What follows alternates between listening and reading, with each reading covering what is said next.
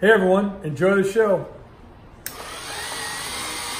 Mantiques Network, how you doing today? What we have here is an interesting setup. This is a Chevy front grille off of 1930s cars with its headlights. And what we've done is we've gone in there and we've made shelves and we've put some very cool gas and oil product in there to fill it in to look like a retail setup or automotive art coming from the collection we bought up in San Jose.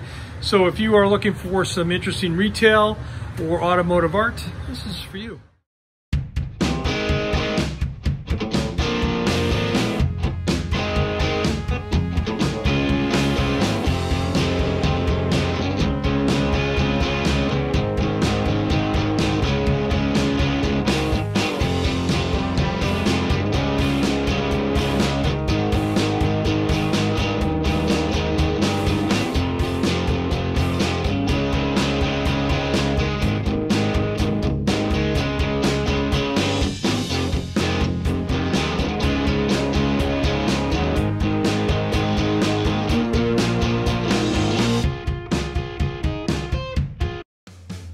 These are antiques. These are Mantiques. Antique, Mantique. These guys sell Mantiques. This is their store.